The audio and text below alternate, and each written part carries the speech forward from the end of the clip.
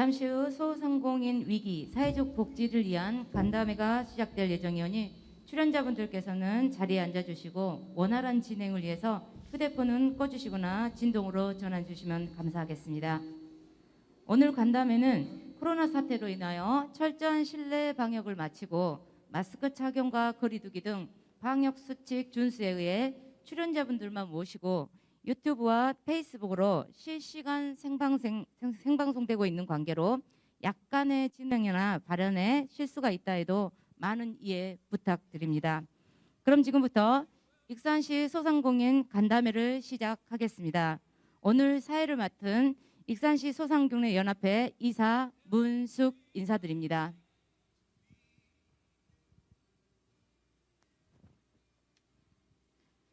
간담회 진행에 앞서 출연자를 소개해 드리겠습니다. 먼저 익산시 일자리 정책과 한인경 계장님 소개합니다. 다음은 원광보건대학교 경영학 박사 이공섭 교수님 소개합니다. 다음은 원광보건대학교 사회복지학 박사 한석우 교수님 소개합니다. 다음은 방경진 세무사님 소개합니다. 다음은 정남기 변호사 사무장 이상복님 소개합니다. 다음은 세진실업 김호진 대표님 소개합니다. 다음은 익산시 소상공인연합회 김양배 회장님 소개합니다. 이어서 익산시 소상공인연합회 김양배 회장님의 인사말이 있겠습니다. 안녕하십니까. 익산시 소상공인연합회 회장 김양배입니다. 오늘 간담회는 코로나 사태에 의해 방청객 없이 출연자만 방역 수칙에 따라 철저한 소독과 거리두기를 이행하여 유튜브와 페이스북에 실시간 방송되는 진행으로 있습니다. 이 점 이해 바라며 주변 지인들과 함께 시청해 주시면 감사하겠습니다. 여러분, 소상공인의 날은 소상공인에 대한 국민 의식을 높이고 소상공인의 사회적, 경제적 지위 향상과 지역 주민과의 관계 증진의 목적과 소상공인의 육성을 위해 매년 11월 5일 대통령령으로 정한 법정 기념일입니다. 그 주간을 소상공인 주간이라 합니다. 소상공인 주간에는 소상공인들의 할인 판매나 기념행사 등의 축제가 있어야 할 때 예기치 못한 코로나 문제에 점포의 문을 닫고 매출이 30% 미만으로 곤두박질하고 있어 폐업이나 임대라는 문구가 점포 곳곳에 붙어 있습니다. 소상공인 사업이 어려워지면 그 몫은 오롯이 사업주 부담으로 이어지고 가정의 생계와 한 가정의 삶의 위기까지 이어질 수 있습니다. 이러한 상황들은 소상공인의 자신들이 만들어낸 것이 아니고 인간의 공동체라는 삶 속에서 사회적 변화에 의해 소상공인들의 위기에 몰리고 있는 것입니다. 지원 정책이 있다 해도 위기를 해소할 정도의 지원은 어려운 것이 현실입니다. 또한 폐업한 소상공인들은 그 범주에서 제외되어 버리는 것이죠. 이에 익산시 소상공인연합회에서는 오늘 이 위기에 처한 소상공인들을 위해 익산시 소상공인 날을 기념하며 간담회를 준비했습니다. 어려운 현실에 대한 경제적 측면과 위기에 대한 제도적 지원에 대한 간담회를 통해 해법을 도출하여 정책에 반영될 수 있도록 최선을 다하겠다는 말씀을 드리면서 인사에 가름하겠습니다. 감사합니다. 우리 회장님 인사 말씀 마치고요. 그럼 지금부터 익산시 소상공인 간담회를 시작하겠습니다. 익산시 소상공인 간담회를 진행해 주실 좌장과 패널을 다시 한번 소개해 드리겠습니다. 소상공인 정책 개발에 대한 주제는 소상공인 위기, 사회적 복지를 위한 정책은입니다. 주제에 대한 경제적 관점의 발제자는 원광보건대학교 이공섭 교수님이시고 사회복지적 관점의 발제자는 원광보건대학교 한석우 교수님입니다. 좌장에는 익산시 소상공인연합회 김양배 회장님이십니다. 패널에 강경진 세무사님과 이상봉 사무장님, 한인경 계장님입니다. 그리고 소상공인을 대표하여 세진실업 김호진 대표님입니다. 오늘 간담회 큰 성과 있도록 시청자 여러분은 많은 의견 올려주시고 좋아요 꼭 부탁드립니다. 이후 간담회는 자장을 맡아주신 김양배 회장님께서 진행해 주시겠습니다. 먼저 이 자석에 참석해 주신 우리 패널과 발제자 교수님 모두 감사드립니다. 제일 먼저 현재의 소상공인들에 대한 애로에 대해서 소상공인들의 현재 상황에 대한 얘기를 듣도록 하겠습니다. 세진실업 대표님 잠깐 현재 어려운 상황을 부탁드리겠습니다. 예, 안녕하세요. 세진실업의 김호지입니다. 코로나19로 인하여 소상공인들이 특히 장사하시는 분들이 아주 참담합니다. 이런 소상공인들을 위하여 뭔가 특별한 대책이 요구되고 있으며 지금 요즘 뭐 소상공인들은 날이 밝기가 무서울 정도로 아주 참담합니다. 저 같은 경우도 퇴근하면서 영등동에 살고 있습니다만 이게 지나갈 때면 장사하시는 분들이 너무 안타까울 정도로 아주 어렵습니다. 이런 어려운 소상공인들을 위해서 정부나 지자체에서 적극적으로 소상공인들의 피부에 와닿는 대책을 하루빨리 내놓아야 될 걸로 생각이 됩니다. 예를 들면 소상공인들의 대출 이자 보전이나 그다음에 임대료 월세를 임시 정지하는 그런 방안까지도 강구해서 소상공인들이 막다른 골목으로 몰려서 목숨까지도 끊을 정도의 어떤 그런 생각을 가지고 지금 장사를 하시는 분들도 계시는데 이런 분들을 생각해서라도 특히 오늘 여기 시에서 참석해 주셨는데 시에서도 적극적으로 나서서 지금 소상공인들이 이번에 같은 경우도 대출을 받았는데 대출 이자나 원금을 낼 수 없는 지금 상황이 있기 때문에 시에서 대출 이자 보전이나 이런 문제 등을 적극적으로 검토해서 대출 이자를 좀 보전해 주시는 방안을 적극적으로 한번 검토를 해 주셨으면 합니다. 또한 추가 대출 등을 통해서 소상공인들이 문 닫지 않고 슬기롭게 이 위기를 극복할 수 있도록 시나 정부에서 대책을 다시 한번 강력하게 요구합니다. 이런 대책들이 문 닫고 또 어떤 불상사가 일어나기 전에 소상공인들이 피부에 와닿기 전에 와닿게 하루빨리 대책을 내놓기를 강력히 촉구합니다. 이상입니다.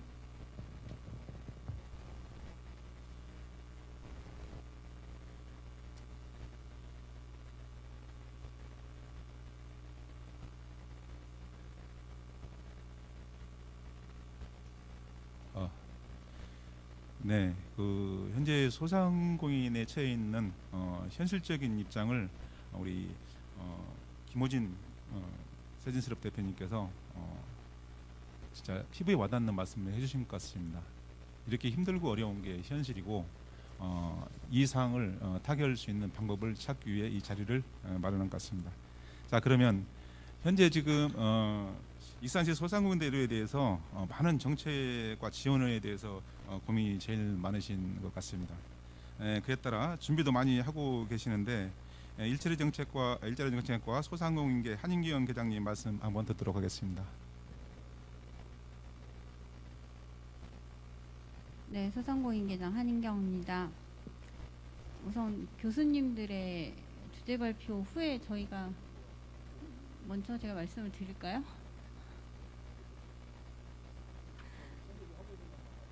네, 저희가 하고 있는 이제 사업들은 많이 있는데요. 우선 저희가 거의 상반기 때 110억 원 정도를 투자를 해서 영세 소상공인들 이제 특례보증 대출 그다음에 카드 수수료가 많이 부담이 되시는 부분이 있어서 카드 수수료를 이제 도비 12 그다음에 또 12로 해서 지원을 한 부분이 있고요. 공공요금해서 60만 원씩 지원을 한 게 있습니다. 그리고 이제 보험 성격으로 노란우산 공제 가입비도 저희가 지원을 했고요. 그다음에 이제 코로나 때문에 이제 영세 소상공인들이나 일반 소상공인들이 많이 힘들고 있으십니다. 그래서 이제 저희가 이제 지원했던 부분이 익산시 시민 전체들에게 주는 이제 재난기본 소득도 있었고요. 이거와 같이 이제 맞물려서 저희 익산시 지역 화폐인 익산 다이로움이라고 많이 들어보셨을 거예요. 다이로움 혜택을 저희가 인센티브나 페이백을 10%씩 총 이제 20% 해가지고 지원을 해서 소상공인들에게 많은 이제 호응을 얻은 바가 있습니다. 그리고 이제 아까 말씀하셨던 지금 소상공인들의 가장 큰 위기가 가장 큰 그 원하시는 부분이 이제 대출 이자나 이제 월세 임대료 이런 부분들을 많이 말씀하시는데요. 이거는 이제 아마 정부에서도 고민을 많이 하고 계시고 저희도 임대료 인하에 대한 부분들을 임대인들이 동참하지 않으면 이거는 안 되는 일이잖아요. 그래서 착한 임대인 운동을 저희가 본격적으로 정부와 같이 추진을 하려고 합니다. 그래서 지금 여러 가지 사업들을 지금 발굴하고 있는 상태고요. 아마 이제 재산세 감면이나 이 착한 임대인 운동에 동참하시는 임대인들에게는 재산세 감면이나 정부에서는 이제 세제 지원 이런 식으로 해서 여러 가지 사업을 할 계획이고요. 그리고 저희 대출도 이제 정부에서 많은 그 대출 지원을 하고 있지만 저희 익산시에서는 이제 소상공인들에게 3천만 원 한도로 해서 대출 이자를 본인은 1%만 부담하고 나머지 이자에 대해서는 저희 익산시에서 전액 다 거의 5%까지 지원을 하고 있습니다. 근데 이제 아마 몰라서 신청을 못 하시는 분들도 있겠지만 현재 저희도 익산시에서도 소상공인들을 위해서 많은 노력을 하고 있고요. 그리고 가장 문제가 되는 게 지금 이제 집합금지 명령으로 인해서 뭐 영업을 못 하시거나 그다음에 이제 영업을 중지하신 분들이 있는데 익산시에서는 이제 올해 안에 그 한 300여 개에서 해서 100만 원씩 또 지원을 할 예정입니다. 우선은 이 정도 말씀드리겠습니다. 네. 익산시에서 이렇게 준비를 하고 있고 또 많은 지원도 아끼지 않고 있습니다. 또 한 예로 2019년도에는 다이롬이라는 그 우리 소상공인을 위한 카드가 있는데 아마 전국에서 제일 잘했다는 그런 평도 있습니다. 이름에도 불구하고 좀 힘들고 어렵고 폐업에 늘어나는 게 현실인데요. 사실 이게 그 정책이나 지원장을 펴준다고 해도 그 사람이 폐업에 대한 위기의 상황에 대해서는 해결 방법이 참 어렵죠. 그래서 어려운 사태에 대한 다양한 소상공인들의 경제 흐름과 그 단절에 대한 경제학 전문가이신 우리 이공섭 교수님 박사님의 발제를 들으면서 다시 또 고민하는 그런 생각을 한번 해보겠습니다. 부탁드리겠습니다. 예, 오늘 이 자리는 소상공인들이 지금 어려움 겪고 있는데 어떻게 하면 좀 소상공인들이 활로를 찾을 것인지 또 이런 어려움을 정부 차원에서 어떻게 지원을 할 것인지 아마 이런 토론을 하는 장 같습니다. 자, 먼저 이런 위기가 닥친 원인이 여러분도 아시는 코로나19의 범유행입니다. 2019년 12월에 중국 후베이성 우한시에서 발병을 해서 지금 오늘 현재 우리나라에 제가 원고를 쓸 때만 해도 4만 700여 명이었습니다. 그런데 오늘은 4만 7천여 명입니다. 그래서 약 7천 명이 7일 사이에 늘었습니다. 그리고 전라북도도 485명에서 631명, 익산이 119명에서 141명으로 이렇게 증가하고 있습니다. 이 코로나가 잡히지 않는 한 이 위기는 계속될 것이다. 그래서 많은 행사가 취소, 연기되어서 소상공인들이 큰 어려움에 처해 있습니다. 현재 지금 우리나라의 자영업자, 소상공인 수는 자영업자 수는 664만 8천 명입니다. 그리고 자, 이런 자료들이 지금 꾸준히 계속 지금 감소하고 있습니다. 뒤에 자료 나오겠지만 약 70% 정도가 지금 폐업을 하고 있습니다. 자, 심각한 상황이죠. 자, 그리고 네이버에서도 많은 사람들이 궁금하니까 소상공인에 대한 그런 의문점을 많이 가지고 있습니다. 검색 데이터를 보시면요. 자, 그리고 최근에 지난 12월 11일 소상공인시장진흥공단에서 자영업자들에게 2천만 원 대출을 해줬습니다. 그런데 소상공인시장공단 사이트가 마비가 됐습니다. 그만큼 절박하다는 겁니다. 그만큼. 자, 그래서 많은 사람들이 정말로 그 어려움을 타개하기 위한 방법이 뭐가 있을까? 정부의 지원이 절실하다 이렇게 느끼고 있고, 또 하나 여기 그 세진실업 사장님 계시지만 아마 가장 애로사항이 최저임금의 급격한 인상일 겁니다.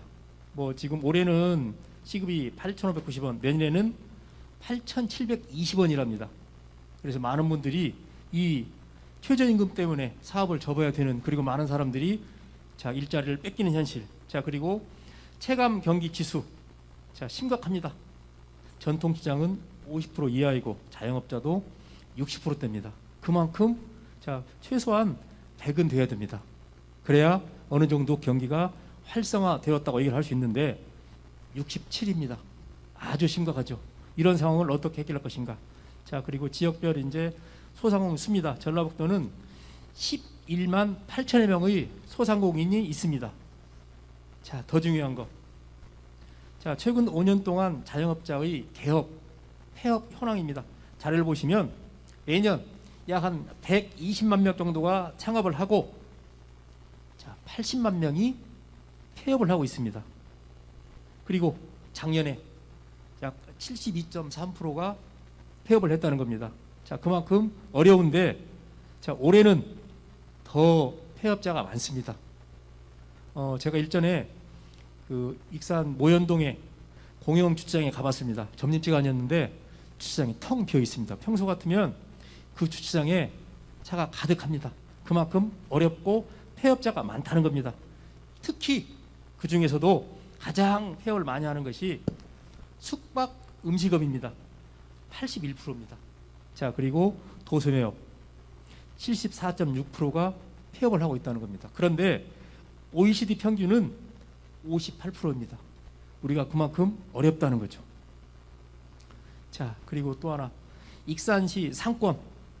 자, 상권 등급을 나눌 때 저희가 1등급에서 5등급까지 나눕니다. 그런데 익산시는 현재 4등급입니다.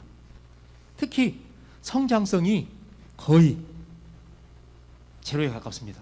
그만큼 익산시가 어려움에 처했다는 겁니다. 그 얘기는 소상공인이 그만큼 힘들다는 얘기가 되겠죠. 제가 이 자리를 준비하면서 익산시 중앙체육공원에서 약천 오거리를 오다 보면 오른쪽에 그 식당들이 있습니다. 주택가에. 저는 이제 내 마음의 풍금부터 그 온고을 양푼 동태찌개 그 골목을 제가 조사를 해봤는데요. 자, 매출이 이렇게 떨어지고 있습니다. 이건 카드 매출인데 현저하게 모든 업종이 다 떨어지고 있다는 겁니다. 그만큼 어렵다는 것이고요. 자, 그리고 그 다음 장에 보시면 소상공인 매출 추이가 있습니다. 떨어지고 있고, 자, 가장 중요한 것은 2019년하고 2020년을 비교했을 때 약 27%가 매출이 떨어졌다는 겁니다. 자, 그렇다는 얘기는 약 매출이 3분의 1이 줄었다는 겁니다. 3분의 1이. 심각하죠. 자, 그 지도에 보면 빨간색들이 다 매출이 떨어진 곳들입니다. 거기에 익산이 포함이 되어 있다는 겁니다. 자, 그리고 많은 사람들이 이제 익산에서 가장 인기 업종으로서 10개를 선정한다면 음식업입니다. 음식업이 심각하게 이제 많은 사람들이 선호하지만 거기 뭐 동별로 나와 있고 10가지 나와 있지만 음식업이 그만큼 어렵다는 거죠. 자, 다음은 이제 특히 어려워지는 골목 상권에 대한 이야기입니다. 우리나라가 1996년도에 유통산업발전법을 만들어서 자, 소규모 골목 상권을 살리겠다는 취지로 만들어 놨습니다. 그런데 그것이 이제 무색해졌고, 자, 19년 자료입니다. 자, 17년부터 18년, 19년, 자, 이마트, 대형 마트들. 자, 그런데 대형 마트들도 영업이익이 반토막 나고 있다는 겁니다. 대형 마트가 영업이익 반토막이라면 자영업자들은, 소상공인들은 그 이하가 된다는 거죠. 그 이하가. 자, 음식업, 요식업의 위기를 한번 살펴보겠습니다. 첫 번째, 아까 말씀드렸던 최저임금이 너무 올랐다는 겁니다. 그래서 인건비 부담 때문에 사업 못하겠다. 자, 그리고 우리나라가 4대 보험, 사업주가 부담합니다. 자, 그리고 임차료의 부담. 전에는 보증금을 많이 받았습니다. 지금은 보증금은 적게 받고 월세를 많이 받는데 거기에 또 부가가치세도 10% 내고 같이 내고 있다는 겁니다.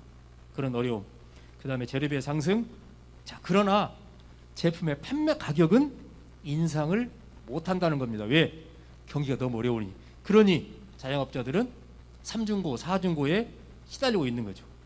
반면에 온라인 시장은 급성장하고 있습니다. 2017년, 18년, 19년 자료를 보시면 19년에 134조 5,800억입니다. 자, 특히 자, 코로나 전국에서는 더 온라인 시장이 더 규모가 커졌습니다. 그 중에 메이저 3개 있습니다. 네이버, 쿠팡, 이베이 코리아. 이베이 코리아는 여러분 아시는 지마켓과 옵션을 운영하는 회사입니다. 그 회사들이 3대 메이저가 온라인 시장을 독점하고 있습니다. 자, 그런데 이제 유통 패러다임도 전에는 대형마트에서 전통 시장, 그런데 지금은 온라인과 오프라인.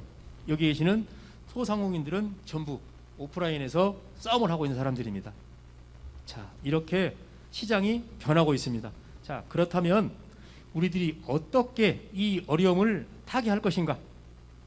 자, 이거 신문 기사입니다. 망한 뒤 지원금 주면 뭔 소용이라고 하소연한 내용들입니다. 하루하루가 지금 급한데, 자, 이것도 역시 서울 서초구의 지역 상인회장이 한 이야기입니다. 지금 장사 못하는 사람들은 하루하루가 피말리는 심정입니다. 빨리 100만, 200만 원이라도 줘야 임대료 내고 버티지, 망한 뒤에 주면 무슨 소용입니까? 라고 하소연하고 있습니다. 자, 그런데 자, 정부 정책은 좀 다릅니다. 홍남기 경제부총리가 한 얘기가 있습니다. 자, 검토한 뒤 2월 설 연휴 전까지는 3차 지원금을 지급할 준비를 하고 있다. 자, 너무 안이하게 대처하는 것 같습니다. 정부에서. 자, 그래서 요즘 잘 아시겠지만 방송만 틀으면 어떻게 하면 소상공인들을 도와줄 것인가에 대한 방송이 계속 고충이 나오고 있고 대안을 제시하고 있습니다. 자, 오늘 방송에서도 이런 얘기를 하고 있었습니다. 선진국의 어느 나라는 50%의 임대료를 정부가 지원하고 25%는 자영업자, 25%는 임대인이 부담하는 그런 정책을 쓰고 있다. 우리도 그걸 빨리 도입해야 된다. 이런 얘기를 하고 있었습니다. 자, 그래서 어떤 분이 이렇게 청와대 국민청원 게시판에 글을 올렸습니다. 자, 대출 원리금과 임대료, 공과금, 각종 세금 납부, 자, 그 기간만이라도 집합 금지 기간만이라도 정지시켜달라. 그랬더니 사흘 만에 11만 7천 명이 동의를 했습니다. 지금은 아마 더 늘었을 겁니다. 자, 그리고 또 자영업 소상공인들이 하나 봐야 될 게 있습니다. 아까 말씀드렸던 3대 메이저가 온라인 시장을 석권하고 있듯이 소비자들이 앞으로 어떻게 구매할 것인가를 물어봤더니 이렇게 하고 있다는 겁니다. 온라인 구매를 얼마 하겠다? 76% 하겠다. 오프라인 구매는 10%입니다. 결국은 소상공인들도 이제 온라인 소비자를 표적 고객으로 잡기 위한 노력을 정부 차원 또 소상공인 연합회 차원 이런 곳에서 이제 대안을 마련해서 소상공인의 활로를 차지할 것 같습니다. 자, 그리고 또 하나, 소상공인들이 고객과의 관계 강화를 해야 됩니다. 그냥 물건만 파는 시대는 지났습니다. 내 고객을 내가 어떻게 잘 관리할 것인가에 대한 고민을 해야 됩니다. 그런데 그런 고민들은 여기 계시는 김양배 회장님이라든가 또 여기 시청에 나오신 그 한 계장이라는 이런 분들이 그 소상공인들에게 교육을 통해서 그분들이 마인드를 바꿀 수 있는 그런 장을 마련을 해서 그분들이 정말로 내 고객을 생각하는, 자 여러분 잘 아시는 자 하인리의 법칙이 있습니다. 자 이건 무슨 얘기냐면, 자 눈에 잘 보이지 않는 사소한 허점이 바로 비즈니스의 무덤이다. 즉 고객과의 관계. 자 일반적으로 수식으로 계산하면 100-1은 99입니다. 그러나 비즈니스에서는 100-1은 0이 된다는 겁니다. 한 사람의 고객을 잘못 관리함으로써 모든 고객을 잃는다는 그런 이야기입니다. 이게 이제 경영학에서 하는 하인리히 법칙입니다. 이런 것들도 좀 우리 소상공인들이 좀 잘 알아서 그에 맞는 그 고객 관리를 했으면 쓰겠고요. 자, 그다음에 이제 그에 따른 코로나 상황에 따른 그 정부의 지원책 같은 것들을 좀 말씀드리면, 상가 임대료 6개월 유예 뭐 이거 지금 하고 있습니다. 근데 너무 어렵기 때문에 이 제도가 실제로 그렇게 실효성이 없다고 봅니다. 그 다음에 또 임대인에게는 세금 감면, 아까 계장님께서 말씀하셨지만 정말로 빨리 세금 감면을 해서 또 세제 혜택도 주고 했으면 쓰겠고, 그 다음에 임대차 보호법으로 뭐 하고 있다 그러나 구제 방안도 신속지 않고, 자 그래서 자영업자들은 현금 지원을 원한다는 겁니다. 현금 지원을 뭐 100만 원, 200만 원, 자 이런 것들. 자 그리고 임대료를 감면하는 그런 착한 임대인에게는 아까 말씀드렸던 어떤 세금 감면 혜택 50%에서 70% 늘렸는데 더 하는 방식. 코로나 상황일 때만. 또 아까 말씀드렸던 지자체에서 임대료를 50%, 사업자가 25%, 그다음에 임대인이 25%. 즉 임대인이 100만 원 받던 월세를 75만 원 받는 겁니다. 그럼으로써 자영업자도 좋고, 자 고객도 좋고. 자 마지막으로 제가 그 생각한 거 말씀드리겠습니다. 정부 지원 제도의 현실화가 좀 필요하다. 지금 소상공인시장진흥공단에서는 모든 소상공인을 대상으로 특별 경영 자금 지원을 하고 있습니다. 그리고 정책 자금 상환 위에도 하고 있습니다. 그러나 더 많은 자금을 뭐 작년에 우리나라 정부에서 그 각종의 행사를 많이 못 해가지고 자금이 많이 있을 겁니다. 그런 예산들을 좀 특별 자금으로 소상공인들에게 이자 없이 지원하는 그런 제도라든가. 자 그런데 한 가지 제안하고 싶은 것은 2019년도 매출을 기준으로 차등 지원했으면 쓰겠습니다. 누구에게 똑같이 하는 것보다는 매출이 많은 분에게는 조금 더 많이, 조금 적은 분에게는 적게. 자 그리고 예산 집행도 2021년 1월 달에 좀 첫 주에 바로 예산이 이미 우리나라 예산이 558조가 익산시죠. 예산이 책정되어 있는데 그것을 좀 빨리 했으면 쓰겠고. 자 또 하나 소상공인시장진흥공단에서 이제 지정해서 하고 있는 대구에 신매 시장이 있습니다. 그 시장은 자 시장에서 생산한 판매하는 물건을 자 배달하고 있습니다. 근데 그 지원은 공단하고 시하고, 저도 익산시에서 그런 제도를 좀 반영을 해서 소상공인들이 음식만 만들어 놓으면 자 시에서 운영하는 그 택배 업체에서 고객들에게 배달하는 그런 정책을 씀으로써 소상공인들이 편안하게 뭐 9시 이후에도 배달이 가능한 그런 시스템을. 그렇다면 지금 배달의 민족에서는 배달 수수료를 월 이제 회원 88,000원 매 한 건마다 약 7% 정도의 수수료를 챙겨갑니다. 근데 그 수수료가 자영업자들에겐 적은 돈이 아니거든요. 10,000원짜리 팔면 700원 가져가는 거니까요. 근데 그것을 자 시에서 해준다면 아마 자영업자들은 또 소상공인들은 꽤 좋아할 겁니다. 자 이런 그 정부의 제도가 좀 빨리 만들어져서 코로나 상황에서 소상공인들이 매출이 좀 업 되는, 그래서 익산시도 발전하고 지역도 발전하는 그런 시기가 되기를 간절히 바라면서 제 이야기 마치겠습니다. 고맙습니다. 네, 역시 경제학 박사시다 보니까 모든 게 돈으로 이렇게 다 해결할 수 있는 방법인 것 같습니다. 여러 가지 많은 제안과 아이디어를 제출해 주셨는데요. 그보다 더 제일 많이 그 귀에 맴도는 것은 임대인의 임대비입니다. 가게 임차비. 그 부분이 현재 지금 그 중소기업과 소상공인에 대한 사업 진행에 대한 비용이 소상공인의 임대비가 제일 많이 차지하는 그런 부담 비용입니다. 그래서 그런 비용들을 좀 이렇게 저렴하게 활용할 수 있고 매장들을 그런 비용들이 제일 눈에 띄는 것 같습니다. 그리고 제일 또 말씀 중에 여러 가지 제한이 많이 있지만 그 중에도 폐업자가 연 70%, 60 내지 70%가 육박하고 있다. 그분들은 사업을 처음 시작할 때 모든 재산을 통틀어서 사업을 진행을 합니다.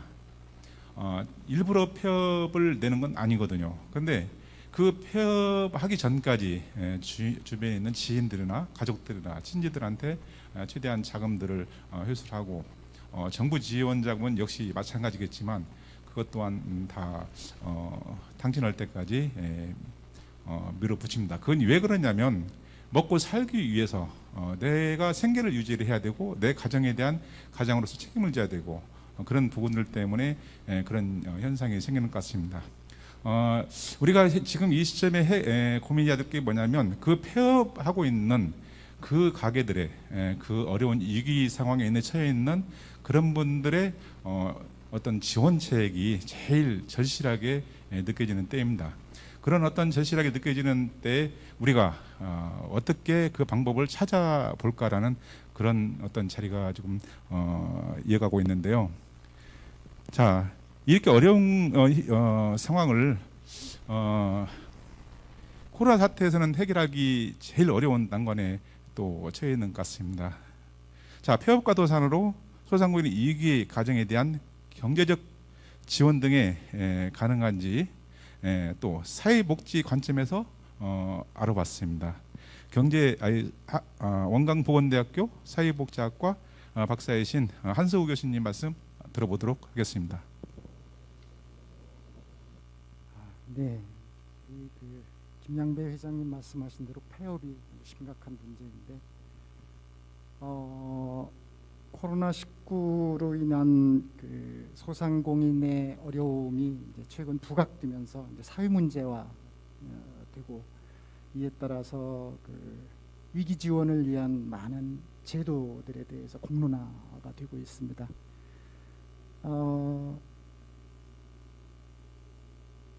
이 소상공인의 어려운 문제는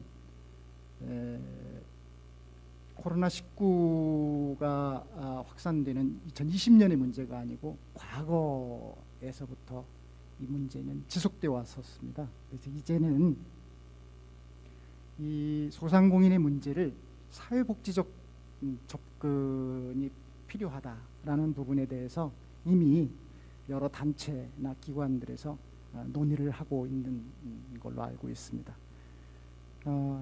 앞서 우리 이 교수님 또 우리 김양배 회장님 말씀하신 것처럼 매년 우리 2019년 기준 117만이 창업을 하는데 85만 이상이 폐업을 합니다. 폐업률이 상당히 높죠. 우리 2020년 4월에 소상공인시장진흥공단에서 폐업하신 분 400명에 대해서 조사를 했는데 이 폐업하신 분들에게 이제 창업 후 폐업 기간이 얼마나 되는가 그런데 평균 6.4개월입니다. 굉장히 짧죠. 좀 더 이해하기 쉽게 창업 후 1년 이상 버틴 곳이 10곳 중 6곳, 63.7% 정도입니다. 창업 후 5년 이상을 버틴 곳은 10곳 중 3곳에 불과합니다. 폐업률이 높을 뿐만 아니라 폐업 주기도 굉장히 짧습니다. 문제는 이 폐업 후에 이 사람들이 떠안는 부채가 평균 4,040만 원으로 응답을 했습니다. 여러분들이 알고 있는 것처럼 이 자영업자들이 창업을 하는 것은 생계를 위해서 창업을 합니다. 돈이 여유가 있어서 창업하는 게 아니고 생계를 위해서 창업을 하는데 이렇게 창업하고 폐업을 해서 부채로 4천만 원을 떠안는다는 것은 굉장히 큰 문제입니다. 결국 이 폐업하신 400분에게 폐업 후 가장 어려운 문제가 무엇이냐라고 물어보니까 가정 경제 어려움을 71.2%가 응답을 했습니다. 그러니까 폐업을 하게 되면 결국은 가정 경제에 심각한 타격을 받는다는 얘기죠.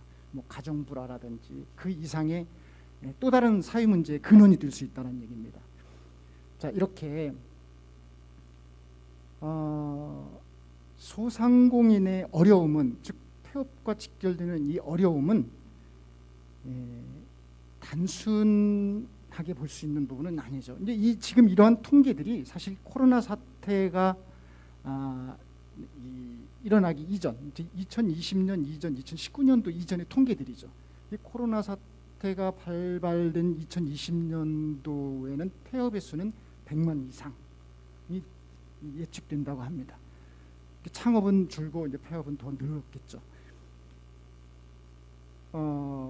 이렇게 소상공인의 문제는 이제 우리 사회 속에서 단순히 이 코로나로 인한 위기의 관점에서 보는 것이 아니고 어떤 취약계층의 한 부분으로 봐야 되지 않겠느냐라는 것이 최근에 부각되는 문제입니다. 취약계층의 한 일부로 본다는 것이 결국은 사회복지 서비스의 대상자로 봐야 된다. 이 소상공인을 위한 소상공인 복지 제도가 필요하다. 제도적으로 지금 코로나 사태로 인한 일시적인 위기 지원, 뭐 긴급 지원과 같은 연명 치료와 같은 이런 위기 지원이 중요한 게 아니고 법적, 제도적인 사회복지적 접근이 필요하다라는 부분에 대해서 인식이 확산되고 있습니다. 왜 그러냐면 앞서 말씀드린 것처럼 이러한 통계를 바탕으로 우리가 위기에 대해서 인식하는 이런 부분들이 2020년의 문제가 아니라는 얘기입니다. 과거 2019년, 18년, 17년 그 이전부터 비슷한 동일한 그런 결과를 얻어왔다는 얘기죠. 따라서 이제 이러한 소상공인의 어려움, 지금 현재 사회 문제로 부각되었지만 과거부터 있어왔던 이 어려운 부분에 대해서 일시적 지원이 아닌 사회복지법 제정에 의해서 제도적으로 사회 안전망을 구축하고 또 이 소상공인들의 어떤 회복력을 지원하고 또 차후에 재창업과 재취업을 지원해서 이 소상공인들이 더 이상 취약계층으로 빠지지 않도록 해주는 선제적인 어떤 순환 구조가 필요하다. 그래서 이런 부분에 대해서 좀 더 구체적이고 체계적인 제도를 마련할 필요가 있다라는 부분에 대해서 많은 분들이 동일한 생각을 하고 있습니다. 아마 올 그 코로나 이 사태로 인해서 가장 어려움을 겪는 그런 그 업종이 소상공인 업종이고, 실질적으로 그 소상공인 업종이 우리 한국에서의 그 경제적으로 그 차지하는 비율이 상당히 높습니다. 그 의미는 소상공인의 어려움은 결국 국민들의 어려움과 직결된다라고 인식되고 있기 때문에 아마 올해 또 내년 2021년 이렇게 시간이 가면서 소상공인에 관련되는 그런 지원 제도를 단순히 일시적인 형태의 지원 제도에서 벗어나서 사회복지적 접근의 제도적 지원 정책이 아마 법적으로 제정이 되고 또 이들이 시행될 것으로 예상을 합니다. 또 꼭 그렇게 되어야 될 필요도 있습니다. 제 이야기는 여기까지 마치겠습니다.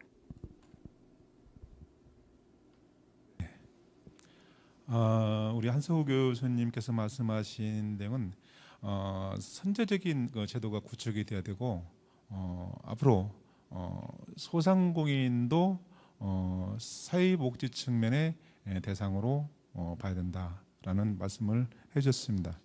자, 그러면 그렇다면 어떤 재원을 마련해서 어떻게 자금을 구축하고 그런 기금들을 어떤 형태로 준비를 해가지고 지원을 해야 될 것인가라는 그런 부분에 대해서 사실 우리 소상공인이나 중소기업이나 다 세금을 똑같이 내고 있습니다. 예를 들어서 돈을 많이 벌어들이는 지원을 많이 해주고 지원을 중소기업 돈 어마어마하게 지원해 줍니다.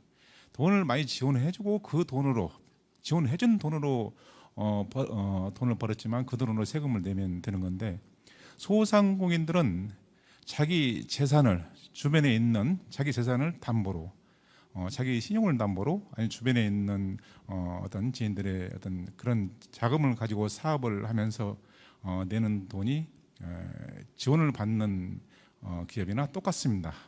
부가가치세가 10%, 또 소득세가 3.3%. 그런데 그런 예산, 그런 어떤 조세에 대한 우리 소상공인이 지원을 할 수 있는 방법에 대해서 한번 알아보도록 하겠습니다. 자, 그러면 우리 방경진 세무사님께서는 소상공인 납부하는 조세에 대해서 어떤 형태로 우리가 재정을 확보하는 방법이 있을까요? 한번 말씀 부탁드리겠습니다. 네, 우선 그 익산시에 그 음식점이 그 두 번째로 요식업이죠. 거기에 종사하는 소상공인 영세납세자가 수가 굉장히 큰데요. 그분들은 이제 납세자의 지위가 간이과세자이거나 간이과세자의 어떤 기준에서 조금 벗어난 일반 과세자로 이렇게 지위가 되는데요. 지금 그 국가나 지자체에서 정책을 마련하시는 분하고 소상공인의 어떤 소상공인 분들이 지금 코로나 사태에서 현장에서 겪고 있는 그런 부분에서 온도차가 굉장히 심하다는 것은 2021년 7월에 이제 부가가치세법 개정안을 살펴보아도 그거를 느낄 수가 있습니다.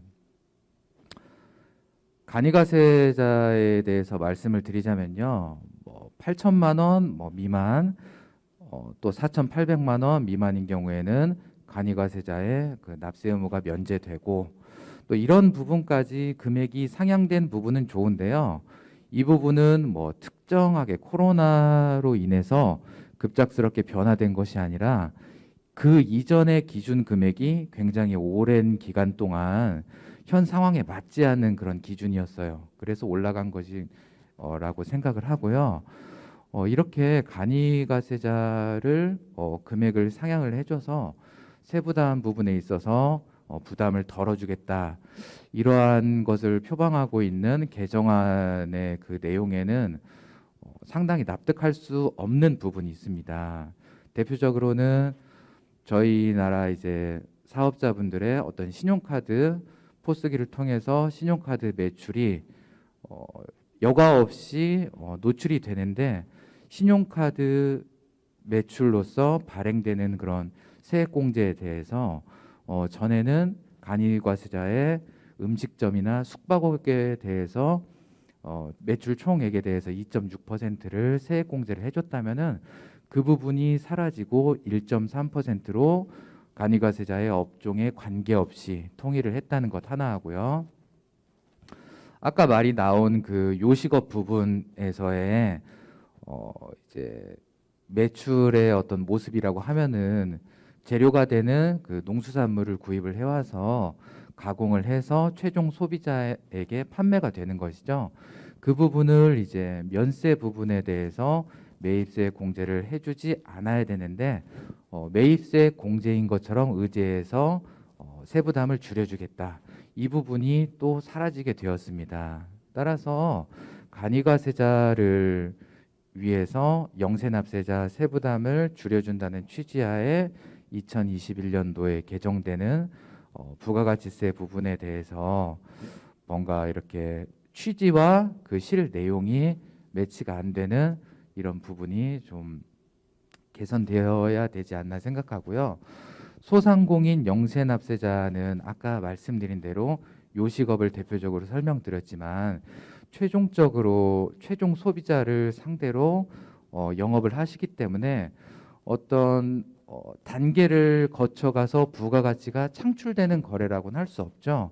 따라서 지금 상황이 일어난 것에 대해서 정책을 맞추려기 하기보다는 그런 방법은 결국에 당장의 감면이나 뭐 징수유예라든지 그런 것들은 언젠가 현 세대가 아닌 미래 세대의 세부담 증가를 초래한다는 거는 저희가 당연히 예측을 해볼 수 있겠는데요. 아까 말씀드린 간이가세자는 부가가치를 창출하는 그런 사업자, 소상공인이 아니기 때문에 그분들이 납부하는 부가가치세의 일정 부분을 고스란히 소상공인이 혜택을 받을 수 있도록 일정액을 적립해서 신종플루나 사스, 메르스, 코로나 또 그 이후에도 천재지변의 그 영향력을 뛰어넘을 전염성 질병들은 앞으로도 계속 있을 텐데 그때마다 상황에 맞추어서 한 발 늦게 쫓아가는 정책으로 소상공인의 피부에 와닿지 않는 이런 정책으로 쫓아갈 것이냐 아니면은 제가 지금 제안을 해드린 소상공인과 영세 사업자가 납부하는 부가가치세의 일정액을 미리미리 이러한 상황에 대비해서 적립하여 그 혜택을 고스란히 받을 수 있도록 제도적으로 근본적인 개선이 필요하지 않나 그렇게 저는 생각을 합니다. 네, 시원하신 이 말씀입니다. 이제 좀 뭔가 우리가 몰랐던 게 팍 시방 그 가슴에 답답하게 막혀 있던 게 뭔가 뿡 뚫리는 그런 느낌이 있는 것 같습니다. 사실 저도 이런 재원들이 충분할 건데 왜 소상공인들은 선심 쓰는 듯 인심 쓰는 듯 왜 그런 정도의 지원을 받고 늘상 던져주는 거에 감사를 느끼는지 참 아쉬움이 컸었습니다. 그런데 지금 뻥 뚫리는 느낌이 아마 그런 것 때문에 느끼지 않는가 싶습니다. 자, 그러면 이런 제도에 대해서 또 뭐 법률적인 부분도 한번 짚어봐야 될 것 같습니다. 우리 법률사무에 근무하시는 이상봉 우리 사무장님, 법률적인 문제 한번 검토 한번 부탁드리겠습니다. 네, 반갑습니다. 먼저 소상공인의 한 사람으로서 코로나의 유행이 전 세계적으로 퍼져가지고 경제는 물론 사회 전체가 혼란과 한 치 앞을 바라볼 수 없는 절망에 빠지게 된 점 매우 안타깝게 생각하고요. 제가 기본적으로 법률적인 부분에 대해서 뭘 연구해 오거나 그런 부분은 없고 오늘 이 자리에서 소상공인들이 어떠한 말을 하고 질문을 했을 때 받아들이지 못하는 우리 사회 이 환경에 대해서 좀 잠시 말씀을 드리고자 합니다. 앞서 여러 교수님들과 계장님이 거시적 통계적으로 소상하게 현실의 그 소상공인들이 당한 대처할 수 있는 지금 그런 상황에 대해서 많이 설명해 주셨는데 이러한 거시적인 부분보다는 우리 소상공인들이 어쩌다가 어떤 문제에 도달했을 때 이러한 것을 물어볼 수 있는 그런 창구가 단일화되지 않은 이런 점이 우리 지금 현재 정책의 문제가 좀 있지 않나 싶어요. 그래서 어떤 사람이 창업을 해서 폐업으로 가기까지 일련의 관계를 묻고 답할 수 있는 그런 창구가 좀 개발이 일원화가 돼서 개발이 되어야 되지 않을까 이렇게 생각합니다. 우리 소상공인 연합회를 비롯해서 유관기관이 제가 알기로는 많아요. 근데 어디에다 뭘 물어보면 어디 딴 데다 물어보라고 하고 이런 관리들이 좀 많았던 것 같습니다. 실례적으로 저희가 이제 법률적으로 따지자면 어려움에 처했을 때 개인 회생이나 법인 회생 등 이러한 구제 절차는 있습니다. 그렇지만 이러한 것들을 어떻게 해야 되는지를 몰라서 망설이고 못하다가 큰 피해를 보고 마지막에는 도산에 빠지게 되는 경우가 흔하게 있습니다. 그래서 이러한 경우는 우리 이제 어쨌든 간에 우리가 이 코로나 이전에 예전에 사스나 메르스를 통해서 일시적인 경제 공황이나 이런 상태를 경험했지만 향후로는 이것이 항구적인 상황으로 가야 된다는 그런 관점에서 봤을 때 이러한 창구를 국가적인 차원에서 개발해서 이런 저희 단체도 중요하지만 묻고 답할 수 있는 그런 창구가 빨리 마련돼야 된다고 개인적으로 생각합니다. 감사합니다. 네, 참 좋은 의견 제안 고맙습니다. 앞으로 소상공인들이 더 빨리 자기들의 의견이나 해답을 찾을 수 있도록 창구 마련해달라는 의견이었습니다. 자, 그러면 지금 현재까지 다 의견을 들어봤는데요. 혹시 그 질문이나 의견 있으시면 손 한번 들어주시면 제가 다시 한번 드리겠습니다. 자, 그러면 먼저 손 드신 김호진 소상공인 패널님 잠깐 말씀 부탁드리겠습니다. 예, 소상공인들을 위해서 여러 가지 말씀들을 해주셨는데 이런 것들이 실천으로 이어질 수 있도록 계속 관심을 가져주시면 하는 바람이고요. 한 가지 덧붙인다면 코로나19가 잠잠해지고 활동이 자유로워진다면 소상공인들 특히 그 장사하시는 분들을 위해서 익산 시민들이나 그 공무원들 이런 분들이 점심 식사나 회식 그다음에 쇼핑 등을 통해서 소상공인들이 하루빨리 제자리로 돌아갈 수 있도록 협조를 해주셨으면 하는 바람이고요. 오늘 일자리 정책과에서 그 나와 주셨는데 사실 그 소상공인연합회에서 그 저희 임원들이 소상공인들을 위해서 그 어떤 위로라도 하고 방문하고 싶어도 사실 어떤 갈 수 없는 어떤 그런 상황인데 마스크라도 소상공인들한테 좀 몇 장씩이라도 들고 가서 위로해 줄 수 있도록 소상공인연합회 마스크라도 좀 사가지고 소상공인들을 위로할 수 있도록 적극적으로 검토를 좀 해주셨으면 하는 바람입니다. 이상입니다. 네. 마스크 좀 많이 부탁드리겠습니다. 자, 그리고 우리 그 한인경 계장님 한 말씀 부탁드리겠습니다. 우선 아까 이공섭 교수님 말씀하셨던 것에 대해서 저희가 잠깐 부연 설명드리겠습니다. 이제 아까 자료에서 말씀하신 부분 보면 이제 온라인 구매가 76% 이상 이제 이루어지고 있다 이렇게 말씀을 하셨는데 저희도 이제 올해 1월 저희가 17일 날 그 익산 다이로움 지역 화폐를 만들었습니다. 만든 이유가 우리 시민과 소상공인 모두가 행복해지는 지역 화폐 이걸 필두로 해서 만들었는데요. 저희가 이제 중간 점검을 해서 용역을 해본 결과 온라인 구매하고 대형 마트를 사람들이 여전히 이제 이용하고 있는데도 다이로움 지역 화폐에 대한 사용량이 많이 늘었습니다. 그리고 시민들이나 소상공인들 저희가 설문조사를 해보면 다이로움이 정말 많이 도움이 됐다 이렇게 답변을 해주셨거든요. 그래서 저희도 이제 지역사회에서 우리 소상공인과 골목 경제가 살아날 수 있는 이제 가장 큰 원동력은 지역 화폐가 됐으면 좋겠다 하고요. 그 전국적으로 보면 지역 화폐에 대한 이제 인센티브를 10%를 지원을 합니다.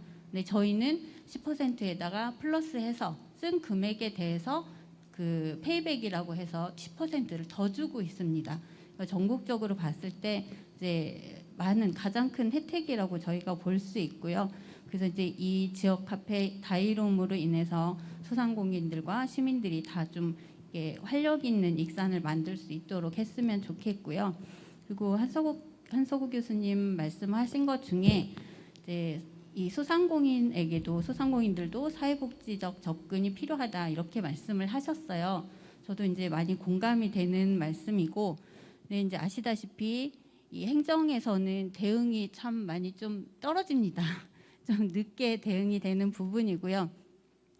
근데 이제 조금씩 노력하고 있다는 것을 제가 설명을 드리면 원래 이제 정부에서 이제 그 재난기금 지원이나 이런 거 할 때 소상공인의 경제적인 어려움은 재난에 해당되지 않았습니다. 근데 이제 올해 코로나로 인해서 법이 개정이 돼서 이 경제적으로 어려운 소상공인들에게 재난기금을 지원할 수 있도록 올해 이제 법이 개정이 됐고요. 그래서 정부에서도 이 소상공인의 어려움을 그냥 두고 보진 않는구나 관심을 가지고 있고요. 그리고 이번에 이제 2차 재난지원금 나갔을 때 일반 사업자들은 작년 대비해서 소득이 감소된 분들에게만 100만 원씩 지원을 했습니다. 근데 소득이 감소되지 않았어도 내 경제적인 어려움이 있거든요. 이제 이런 분들은 이 사회복지 분야에서 취약계층에 그동안 취약계층에 지원하던 그 예산을 소상공인들에게도 긴급 생계비 지원을 이제 물론 이제 이 조건이나 이런 게 맞아야겠지만 소상공인들에게도 지원을 하고 있습니다. 그러니까 정부나 이제 지자체에서도 점차 이제 아까 말씀하신 사회복지적 접근으로 해서 좀 사업들을 여러 가지 이제 구상하고 있는데 이제 좀 한계가 있죠. 근데 이제 더 많은 이 전문가들이나 이런 분들이 이렇게 사업 발굴이나 그런 부분들은 더 필요하다고 봅니다. 네, 네 맞습니다. 그 행정은 그 법률이 수반이 돼야 실행을 할 수 있기 때문에 좀 이게 더디고 어려운 부분이 있습니다. 지금 현재 지방 분권을 지금 준비하고 있죠. 예, 그러면 좀 빠른 어떤 이행이 될 것 같습니다. 예, 좋은 말씀 드렸고요. 사실 익산 다이로움 카드는 보이지 않는 소상공인 지원입니다. 눈에 보이지는 않죠. 하지만 내가 쓰는 거에 대해서 소상공인이 조금이라도 매출을 상승시킬 수 있는 그런 제도가 다이로움 카드 같습니다. 그리고 익산의 다이로움 카드는 전국에서 최고로 많은 성공을 거둔 예라고 볼 수 있겠습니다. 자, 그러면 또 다른 분 또 혹시 하실 말씀 없으십니까? 네, 이공석 교수님. 예, 한 기자님께 좀 그 건의를 드리고 싶습니다. 아까 제가 말씀드렸던 그 소상공인을 위한 배달 서비스 예산이 들어가는 거거든요. 이제 그거를 제가 방안을 말씀드린 예를 들어드리면 소상공인 연합회에서 이제 추천한 업소를 먼저 시범적으로 시에서 예산을 편성해서 한번 배달 서비스를 좀 해줬으면 하는 그런 말씀을 하나 드리고요. 또 하나 임대료 지원도 그 예를 들면 활성화되어 있는 뭐 영등동이라든가 모현동이라든가 그런 쪽보다는 덜 상가가 활성화되지 않은 정말로 그 나이 드신 분들이 그 생계를 위해서 자영업을 하고 있는데 그런 분들에게는 뭐 임대료 지원을 좀 전국에서 가장 먼저 아까 말씀 선진국처럼 50%를 지자체에서 그다음에 자영업자가 25% 임대인이 25% 그래서 그런 제도를 그 뭐 전 그 자영업자 또는 소상공인을 할 수는 없지만 선별해서 그런데 그 선별은 이제 이 모임을 주최한 소상공인 연합회에서의 추천하는 업소를 대상으로 그런 좀 배달 서비스라든가 임대료 50% 지원 그런 사업들을 한번 좀 적극적 추진했으면 하는 그런 생각을 가지고 이제 계장님께서 실무를 맡고 계시니까 또 그 고용 안정 선제 대응 패키지에서도 지원할 수 있는 그런 자금이 있다면 이렇게 어려운 소상공인들을 좀 도왔으면 하는 그런 생각에서 계장님께 그런 건의를 드립니다.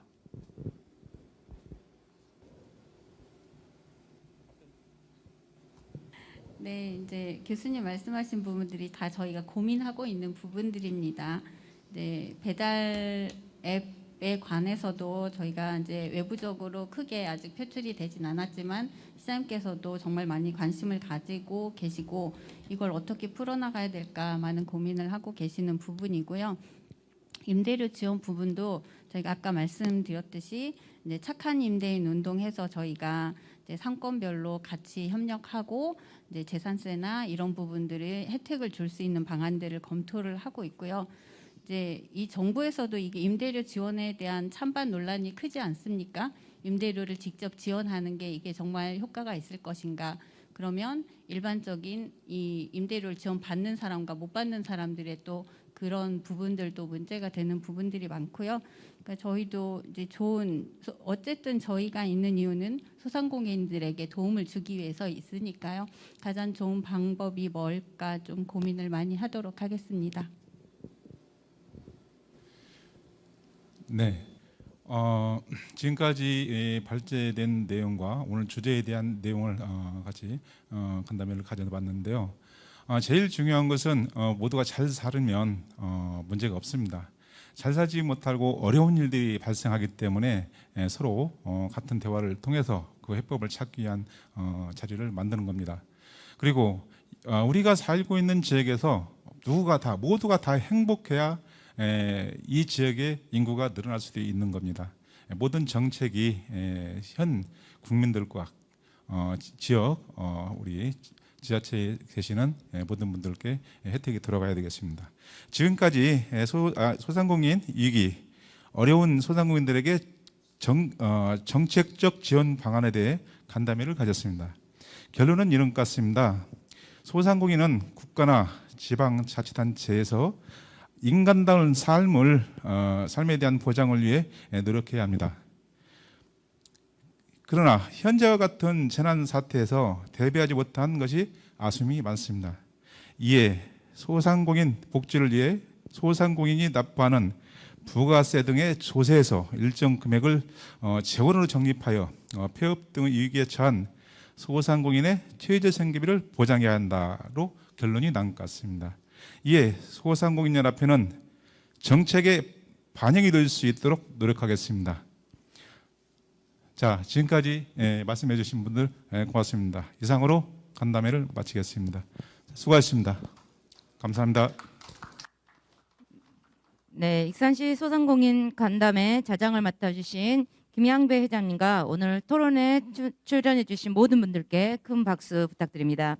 이어서 오늘 간담회 주제인 소상공인 위기, 사회적 복지를 위한 정책은 이라는 결론에 대한 선포식이 이어집니다.